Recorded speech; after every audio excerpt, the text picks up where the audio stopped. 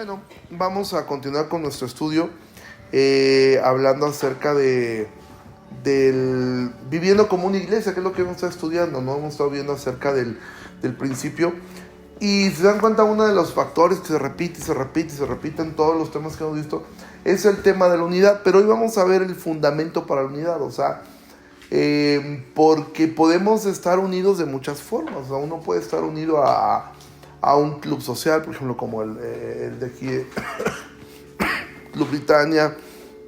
Uno puede estar unido aún en cosas malas, ¿no? O sea, la gente que se une a mafias o se une a cosas también están unidos, ¿no? O sea, también están unidos. Y entonces en sí el concepto de unidad no es ni bueno ni malo. O sea, el concepto de unidad puede ser malo dependiendo a qué te unas, ¿no? O sea, ahorita me tocó conocer gente pues que se une a cosas muy, muy extrañas, ¿no? A sectas o a movimientos pues incorrectos. Los colectivos, cuando tú hablas con estos grupos, ¿no? Colectivos, ya sea de feministas o de la comunidad LGTB, etcétera, pues están unidos, ¿no? O sea, entonces la unidad en sí no es algo bueno o malo, y aún en la iglesia uno poder estar unido, y hay iglesias que están unidas en el error, o sea, lo que los une es el error. Entonces vamos a ver hoy cuál es el fundamento para la unidad, o sea, en la iglesia, o sea, cuál debería ser el fundamento sobre qué estamos unidos. Y digo, podemos decir evidentemente que estamos unidos en Cristo, y eso es verdad, pero cómo la iglesia manifiesta el estar unidos en Cristo. Y eso es algo muy sencillo y a la vez muy profundo, que es lo que une o el pegamento que Dios va a usar para que la iglesia esté unida, es la predicación, ¿sí? O sea, la predicación dominical, la predicación del domingo es la cúspide de las actividades de la iglesia. O sea, es lo más importante. No tenemos una actividad más importante que la predicación del domingo, ¿sí? O sea, no está las otras actividades que hacemos dentro de la iglesia, aún la escuela dominical, la cena del Señor, los miércoles de oración, los grupos pequeños, no está, en el tiempo en que cantamos, no están al nivel de lo que es la predicación. La actividad más importante de una iglesia es la predicación, donde toda la iglesia está, porque en este momento hay una parte de la iglesia, los miércoles hay una parte de la iglesia, aún en la escuela dominical hay una parte de la iglesia, porque aunque nosotros creemos en el principio de la membresía, nosotros no podemos decir ni que todos los miembros son salvos, ni que todos los que no se han hecho miembros no lo son. Entonces, en el momento en que estamos todos escuchando la palabra de Dios el domingo, ahí es donde está toda la iglesia. Dios sabe cuál es, ¿sí? Y yo creo y espero que todos los miembros sean parte de la iglesia universal, pero también hay personas que están llegando a la iglesia que son parte de la iglesia, ¿sí? Por lo menos de la iglesia universal, aunque no sean parte de la IBEG. No sé si me explico con esto. Entonces, la predicación es el fundamento sobre lo que nosotros estamos. Entonces, quisiera que fuéramos al libro de Ezequiel. Es un libro que está en el Antiguo Testamento. Es una historia muy, muy, muy conocida, que está en Ezequiel capítulo 37. Y si alguien puede leer el versículo 7 y el versículo 10. No el 7, 8, 9 y 10. Nada más el versículo 7. Y luego puede leer por favor el versículo 10. Ezequiel 37, versículo 7 y versículo 10. Ezequiel, ¿cuál? 37, 10.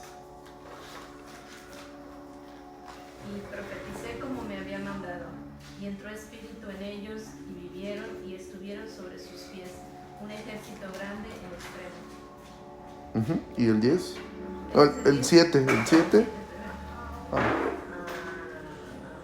Profeticé pues como me fue mandado, y hubo un ruido mientras yo profetizaba, y he aquí un temblor, y los huesos se juntaron cada hueso con su hueso. Ahora sí el 10. Y profeticé como me había mandado, y entró espíritu en ellos, y vivieron, y estuvieron sobre sus pies un ejército grande en extremo. Ok, todos recuerdan esta visión, es una visión muy famosa, que es el Valle de los Huesos Secos, donde Ezequiel ve una visión y ve un valle que dice que había muchos huesos secos en gran manera. Y dice que Dios le decía, habla y estos huesos vivirán. Entonces él comenzó a hablar, a profetizar. Dice que entonces empezó a subir carne sobre los huesos hasta que al final resucitan y viven, ¿sí? Entonces, ¿qué fue lo que Dios usó para que viniera vida? La palabra. Dios así determinó, o sea, Dios pudo haber ideado una forma distinta de mostrar su poder, pero a lo largo de la Biblia vamos a ver que cómo fue que Dios creó todo. ¿Por medio de qué? Por medio de su palabra. Dios habló y las cosas fueron hechas. En toda la historia tú vas a ver que Dios habla a través de su palabra. O sea, Dios habló. Dios pudo habernos mandado códices, Dios pudo habernos hecho pinturas, Dios pudo haber ocupado cualquier otro medio de comunicación, pero decidió usar su palabra. Entonces vemos que el hablar, la predicación, porque hoy vamos a ver los dos aspectos que unen a una iglesia, y el primero es la predicación. Y yo me voy a referir específicamente a lo que es la predicación expositiva, que quizás es un término que han escuchado que muchas veces usamos dentro de la iglesia, que en la iglesia predicamos o deberíamos predicar expositivamente siempre, ¿sí? Ahora, a veces se confunde entre lo que es la predicación expositiva y lo que es la predicación consecutiva. No es lo mismo. O sea, el predicar, como predicamos nosotros versículo por versículo por versículo, o sea, que vamos llevando un libro hasta que lo terminamos, eso no necesariamente es predicación expositiva. O sea, yo puedo estar tomando el libro y decir lo que se me ocurre. O sea, y decir lo que me viene en mente y decir, yo creo que esto quiere decir esto, y ahorita lo aviento, ¿no? Y por ejemplo, el domingo, este domingo va a predicar Pepe de Veracruz, ¿no?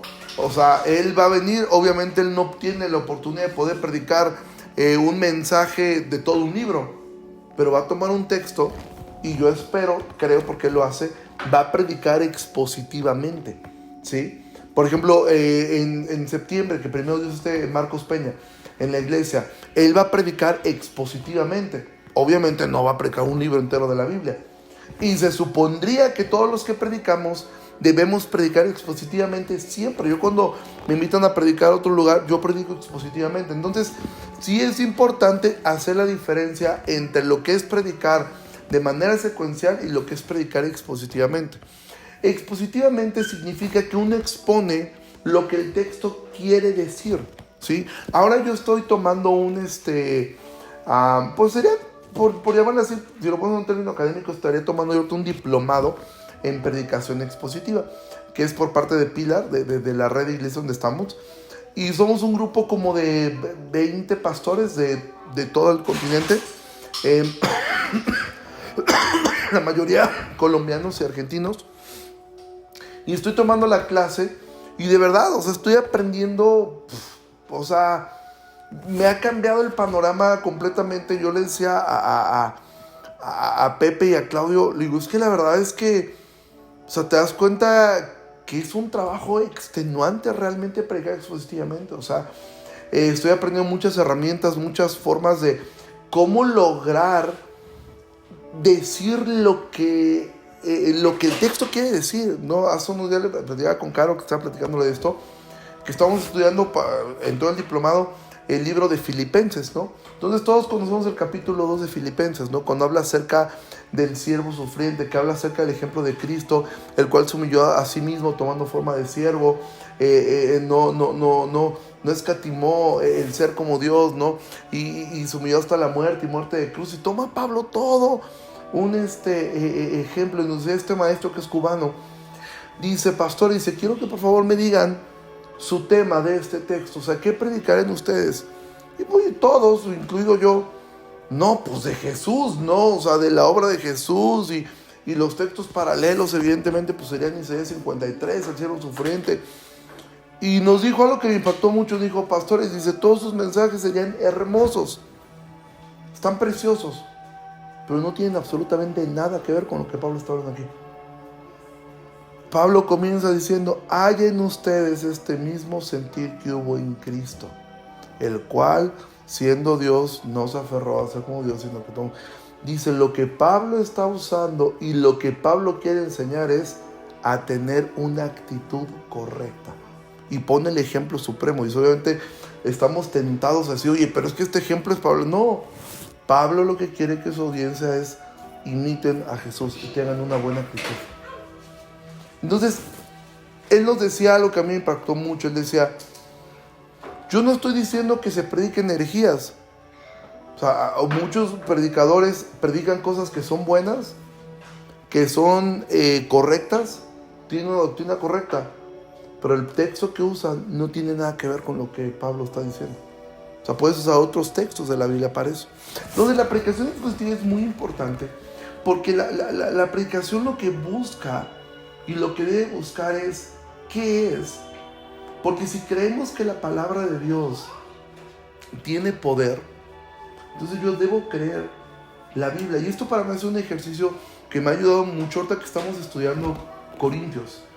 O sea, yo más he estado tentado como a querer avanzar, porque los primeros 4 capítulos de Corintios pareciera que es repetitivo. Pablo está hablando acerca de la sabiduría del mundo, la sabiduría la sabiduría de Dios. Está hablando acerca constantemente de que ellos decían: yo soy de Pablo, soy de Apolo. Entonces pareciera que es repetitivo. Pero algo que nos decía el maestro que tenemos, decía: es que el problema está en que a veces nosotros tampoco creemos la Biblia. O sea, no creo que eso que el Espíritu Santo inspiró es importante y lo tengo que hablar. Y si lo repiten muchas veces, es porque muchas veces la iglesia lo tiene que escuchar. Es porque Pablo quiere poner un fundamento en el caso de Corintios, porque después del capítulo 5, el libro es el libro más práctico. Yo creo que es uno de los libros más prácticos de toda la Biblia. Y yo sé que la iglesia va a estar feliz, porque habla acerca de lo que es el asunto de la disciplina, capítulo 5, los problemas de demandas que había entre cristianos. En el capítulo 7 va a hablar acerca de los casados, de los solteros, del divorcio, cuándo sí es correcto, cuándo es incorrecto, qué ocurre si me divorcio, qué ocurre si... Y son un montón de temas prácticos. Del capítulo 8 continúa Pablo hablando de esto hasta llegar al capítulo 12, donde habla acerca de los dones. El capítulo 13 es acerca del amor, el capítulo más famoso de Corintios. Y hasta que termine Corintios. O sea, se vuelve un libro fascinante y práctico, donde es como que todos, aparentemente todo el tiempo aprendemos algo nuevo. Pero los primeros 4 capítulos parece que es lo mismo. Y yo a veces he estado tentado como predicador y decía: ya me lo voy a brincar. O sea, ya escuchó la iglesia esto, por lo menos, pues que llevamos con Corintios, ya llevamos un ratote. Y dice: otra vez, pues es que otra vez. O sea, si la Biblia así lo pone, es porque es importante. ¿Sí me explico? Y eso es lo que ocurre a diferencia de lo que se conoce como predicación temática. ¿Qué es la predicación temática? Es el tipo de predicación más popular. Como el nombre lo dice, yo elijo el tema y entonces busco en la Biblia. Es decir, el predicador dice: hoy quiero hablar acerca de la fe. Y entonces voy a buscar en la Biblia algún texto que habla acerca de eso y lo voy a predicar. Ahora, eso es lo que hace cualquier predicador cuando te invitan a un lugar. Pero en la iglesia, el ejemplo bíblico y la manera como se enseñaba en estas iglesias era expositivo. ¿Por qué? Porque entonces el texto, yo como predicador, yo no elijo qué quiero hablar cada domingo. ¿Sí? Sobre todo en mi caso que yo soy el que lleva los libros de manera secuencial, yo no puedo elegir qué hablar. O sea, yo no elijo, ya me tienen hasta acá, ahorita les voy a hablar acerca de la ofrenda para que le echen ganas. O no, ahora les voy a hablar acerca de esto porque yo creo que... No, yo no elijo qué. Confío en el Espíritu Santo y confío que su palabra es suficiente para alimentar a la iglesia. Esa fue la forma como predicaban en las iglesias del Nuevo Testamento, que leían las cartas completas y meditaban sobre ellas, y cómo se fue llevando la predicación durante el tiempo de la Reforma hasta el día de hoy. Esa es la manera la manera más sana de predicar. ¿Por qué? Porque entonces nosotros tenemos una completa confianza en poder mirar qué cosa, y tú cómo puedes identificar una predicación expositiva. Porque repito, no porque alguien diga predico expositivamente, sobre todo este lado se puso muy de moda, ¿no? Y todo el mundo dice que predica expositivamente y piensa que predica expositivamente porque predicas de manera secuencial. ¿Cómo puedo mirar si estoy predicando de manera expositiva? Siempre fíjate que la predicación, muchas gracias, se contextualice, ¿sí? Gracias. Algo que nos decían en esto es, Sujel Michelin siempre ha mencionado, dice, imagina que la preparación de un sermón es un tablero de ajedrez. Bueno, ese tablero de ajedrez, el contexto es el rey, es lo más importante. Siempre cuando una predicación expositiva va a respetar el contexto, y el contexto no solamente es mirar lo que dice atrás y lo que dice adelante. El contexto tiene que ver el contexto cultural, ¿sí? Porque al final del día, en la carta de Corintios nos bendice a nosotros, pero no fue escrita para nosotros, ¿sí? ¿Fue escrita para quién? Para los corintios, para esa iglesia. Entonces nosotros nos beneficiamos de la sabiduría que hay ahí, pero no fue escrita para nosotros, ¿sí? Entonces, por ejemplo, ahora que retomemos Corintios, nos vamos a dar cuenta que hay algo muy confuso en el capítulo 4, cuando Pablo comienza a decirle a los corintios, ustedes son ricos, nosotros somos pobres, ustedes tienen mucho, nosotros no tenemos nada. Y hay gente que dice, bueno, ¿por qué Pablo dice eso? Pablo está siendo sarcástico. Pablo ocupó mucho el sarcasmo.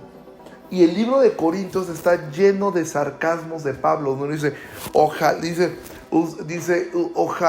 ustedes son reyes. Dice, ojalá reinaran y nos invitaran para reinar con ustedes. Porque hasta el final Pablo dice, no digo esto para ofenderlos. O sea, Pablo al final dice, o sea, no quiero ser sarcástico para ofenderlos, sino para hacerlos reflexionar del orgullo que los corintios habían llegado. Entonces, el contexto no solamente es que te expliquen qué decía antes y qué dice después, sino que tú puedas mirar cómo lo entendió la audiencia original. Yo prediqué hace muchos años en la iglesia una serie de 6 mensajes sobre la parábola del hijo pródigo. Y una persona se me acercó y me dijo, pero ¿cómo pudiste sacar 6 mensajes de una parábola? Yo le decía, es que cuando entiendes cómo lo entendían ellos, vaya, yo creo que salen hasta más mensajes, porque es tan diferente. O sea, nosotros leemos que el padre corrió y decimos, pues está bonito. En época antigua los hombres mayores no corrían, o sea, eso era una afrenta. Un hombre adulto no corría, porque para correr se tenía que levantar la túnica, y eso era humillante. Entonces uno lee, y la predicación expositiva te va a llevar siempre a eso. Y lo último, la predicación expositiva en algún punto va a exaltar a Cristo y te va a mostrar el evangelio. Spurgeon decía, si no hay evangelio en tu mensaje, yo no quiero escucharte, ¿sí? Mark Dever dice, si yo dejo de predicar el evangelio, despídanme, ¿sí? Ahora, ¿cómo puedo saber que estoy escuchando el evangelio? Si los mensajes que tú escuchas están centrados en cómo tú puedes ser mejor persona, cómo puedes lograr tus metas, cómo puedes lograr tus sueños, cómo puedes sanar, cómo puedes tener, todo el mensaje está basado en eso, tú no estás escuchando el evangelio, tú estás escuchando lo mismo. Es más, pienso que te haría más bien, o sería más productivo de plano escuchar un coach motivacional. Te va a ayudar más, porque aparte el coach sí tiene herramientas terapéuticas que te van a dar una dosis de dopamina, te van a sacar como yo puedo. Pero ocupar la Biblia para enseñarte cómo puedes ser mejor, cómo puedes lograr tus sueños, tus metas, etcétera, pues para eso puedes ver una película de Disney, ¿no? Por ejemplo, yo soy bien llorón. Ahorita fuimos a ver la de Intensamente, y yo quería llorar, o sea, porque pues sí, me conmoví y dije, no manches, eso es lo que yo tengo. O sea, yo tengo esa onda y tengo ansiedad, o sea, Y al final me conmovió mucho, pues ver, o sea, al final, porque la película es muy linda, o sea, te hace ver que las emociones en sí no son malas ni buenas, o sea, son emociones, ¿no? Que juntas, pues funcionan mejor. Entonces, en una parte donde las emociones trabajan juntas, a mí me conmovió un montón, ¿no? Pero eso, ¿qué me ayuda? Sí me puede ayudar, me ayuda a comprender muchas cosas, pero no me transforma. O sea, todo lo que estoy diciendo es, no es malo eso, pero la Biblia tiene objetivos distintos. La Biblia siempre te va a llevar a poder mirar. Yo veía la película esta y dice, bueno, sí, las emociones te controlan y controlan nuestra mente. Dije, pero hay una emoción que jamás van a poder ellos poner, ¿sí? Que es la del corazón, ¿sí? Porque tus emociones te pueden controlar y tú puedes controlarlas a ellas, pero al final no pueden transformar tu corazón. No te pueden hacer salvo, ¿sí? Te pueden hacer una buena persona, te pueden hacer una persona moralmente correcta, te pueden hacer un buen ciudadano, pero no te pueden salvar, porque lo único que te va a salvar es la fe en Cristo. Entonces el Evangelio siempre nos va a llevar, y esa es la forma en que la iglesia debe escuchar y escuchar la palabra de Dios, ¿sí? Escuchar la palabra de Dios, una predicación donde tú escuches todo el tiempo historias, anécdotas, testimonios. ¿Es válido? Sí, es válido. Es bueno escuchar porque te anima. Pero si toda la enseñanza, mira, ahorita un amigo en Tehuacán invitó a un predicador, y yo la verdad, pues aprecio mucho, no sé, alguno escuchó, se llama Joe Rosa. Joe Rosa es un predicador, ya me sorprende porque yo lo escuché cuando yo iba con mi mamá en México, o sea, y es un estandopero. Ya es un hombre que está en sus 80 y tantos años y se ve enterito. No paras de reír. Y de hecho yo vi la predicación y la verdad es que me la pasé genial, porque el tipo es simpaticísimo. O sea, tiene una simpatía natural.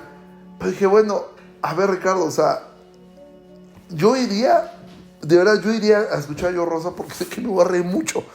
Y me voy a reír de una manera sana, me voy a reír de una manera donde no voy a escuchar ni sarcasmo, no voy a escuchar dobles sentidos ni nada de eso. Pero dije, Joe, tú no predicaste nada. Al final la gente termina llorando porque hay algo real. Si tú ríes mucho, es muy fácil que te hagan llorar. Súper fácil. O sea, una persona que logra que rías mucho, después te mete una historia distinta, ese cambio es como cuando te avientan de agua fría, te avientan agua caliente, estás calientito y te avientan agua fría, y la reacción natural es esa. Y al final, o sea, obviamente ocupó la Biblia y todo, pero se la pasó contando historias, anécdotas, y así es como predica Joe Rosa siempre. Historias, anécdotas, historias de su familia, y todas pues, muy bonitas y muy simpáticas. Pero, por ponerlo, y lo digo con mucho respeto, pues es tanto como ir a comer a McDonald's, ¿sí? O sea, a todos, bueno, a lo mejor no les gusta, a mí me encanta, ¿no? Pero, o piensa en tu comida chatarra favorita. O sea, es como, vas ahí y sabes que vas a comer, disfrutar la comida porque está llena de conservadores, está llena de cosas artificiales, pero tú sabes que eso no te alimenta, ¿sí? O sea, tú no podrías comer McDonald's. Entonces, no estoy diciendo que sea malo, o sea, ir a McDonald's, no sé, una vez cada 2-3 meses no es en sí malo. Pero si tu dieta fuera comer en McDonald's todas las semanas, tú vas a tener problemas. De hecho, hasta hubo una película de un hombre que hizo un documental de sí mismo comiendo en McDonald's durante no sé cuántos meses, comió todos los días ahí. O sea, para poder documentar lo que le hizo a su cuerpo, no solamente en el peso, o sea, cómo le destrozó por dentro, o sea, el tipo terminó hospitalizado. Y eso es lo que ocurre con mucha gente, que si su alimento es todo, cada 8 días es como ir a un McDonald's. Y yo, por ejemplo, cuando hemos ido con los niños no a McDonald's precisamente, pero a comer un helado de eso, pues un niño sale feliz, ¿sí? O sea, sale feliz de ahí. Pero el punto está que no se lo ha alimentado. Entonces, con fines de entretenimiento está bien. Yo diría escuchar a Joe Rosa, porque sé que me voy a reír toda la hora, pero sé que no me va a alimentar nada. O sea, para mí sería como fui a un McDonald's. Ahora, la diferencia está que cuando tú comienzas a comer sano, cosa que yo no he logrado, espero algún día hacerlo, llega un punto donde tu paladar cambia. Por ejemplo, escuchaba yo el domingo que me decías, Caro, que ustedes comieron en el vegetariano. O sea, yo me quedé pensando, o sea, sería mi ultimísima opción para comer un domingo ahí. ¿Por qué? Porque mi paladar todavía no está acostumbrado a eso. Pero dije, qué padre es cuando ya personas, ya su paladar cambió y disfrutan eso. Dices, por ejemplo, yo veo a mi mamá disfrutaría comer ahí también. De hecho, para mi mamá sería su primera opción. De hecho, siempre he estado dando la idea de que la lleve ahí otra vez y la voy a llevar pronto. Porque ella disfruta eso. O sea, si a mí me preguntas... o sea, si a mí me preguntas dónde quieres comer, o sea, nunca va a estar en mis opciones eso. ¿Sí? Pero cuando una persona ya fue entrenada, ya hizo conciencia de su alimentación, de los beneficios, va a elegir comer sanamente. Y poco a poco su cuerpo va a comenzar a disfrutarlo. Eso es lo que ocurre con la predicación expositiva. Mucha gente le aburre el tipo de iglesias que somos nosotros. ¿Por qué? Porque están acostumbrados a comer McDonald's. Están acostumbrados a escuchar puros mensajes de tú eres acá, tú eres el campeón y tú eres esto y vas a ver. Y pues obviamente es como un niño saliendo de comer dulce, sales con toda la energía hasta arriba. Pero como todo niño, yo lo veo con Emma. O sea, llevan una piñata y todo el dulce le genera esto. Pero en cuanto baja el azúcar, ¿qué ocurre? Les da sueño. ¿Sí? O sea, en cuanto pasa el golpe del azúcar, es lo que pasa con muchas personas. El domingo salen que se comen el mundo y el lunes están que no saben ni qué hacer. ¿Por qué? Porque el alimento que tomaron fue McDonald's. ¿Sí? Entonces la predicación expositiva lo que busca es nutrir. Y como todo lo que es nutritivo, por naturaleza tenemos un rechazo hacia eso. Y es como poner, y termino con esta parte del ejemplo. Nunca va a competir económicamente el restaurancito del vegetariano con McDonald's.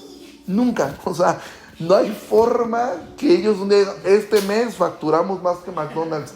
Nunca. No hay manera que lo logre. ¿Sí? En un mundo bien funcional, sí sería así. Pero aquí jamás va a pasar. Las iglesias que predican exclusivamente, nunca habrá pequeñas excepciones. ¿Sí?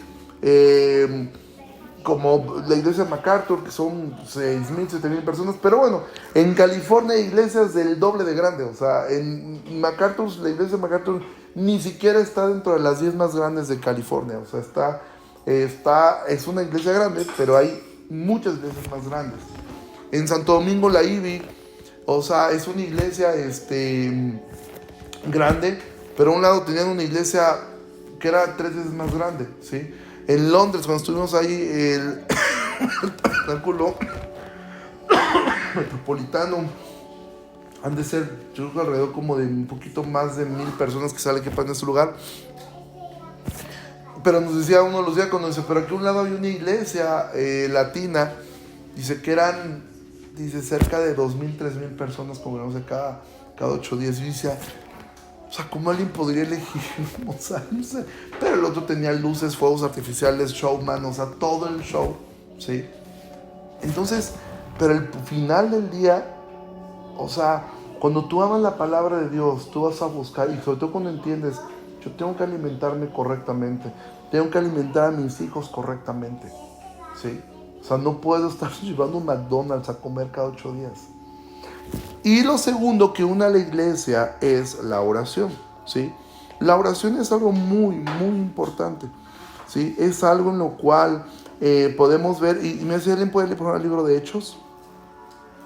Capítulo 4, versículo 31, si alguien me puede ayudar leyéndolo. Hechos 4, 31.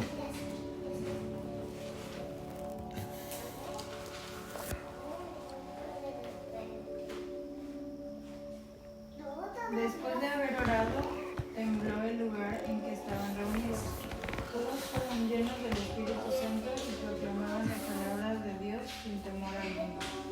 Ok, entonces date cuenta lo que ocurrió en ese momento. Dice que cuando terminaron de orar tembló el lugar, ¿sí? ¿Sabes qué? Espiritualmente siempre que oramos, Dios va a responder. La oración corporativa es algo muy importante. Spurgeon decía que todo lo que la iglesia lograba él decía, el boiler de la iglesia es la reunión de oración. Y actualmente ahí en Londres, siempre que hablábamos con yo platicaba con los diáconos, decía, oye, o sea, ¿qué onda? ¿Cómo han logrado que la iglesia funcione como relojito suizo? Dice, nuestra reunión de oración. Y son los días lunes. Dice, y es la iglesia orando. Dice, eso es lo que hace que esta iglesia funcione, ¿sí? Entonces, la predicación es lo más importante que se hace como actividad, pero esto va a depender en gran medida de la oración de la iglesia, ¿sí? Nosotros somos una iglesia que no es nuestro fuerte, como la mayoría de las iglesias, la oración corporativa, ¿no?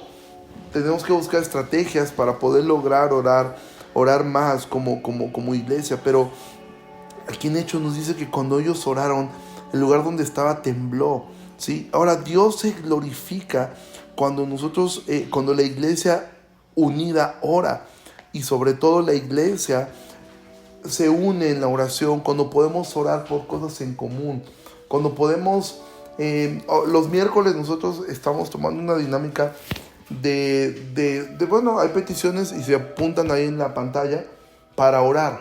Y el hecho de escuchar a un hermano que no tiene nada que ver con el otro, orando por su necesidad, o sea, orando por la necesidad del otro.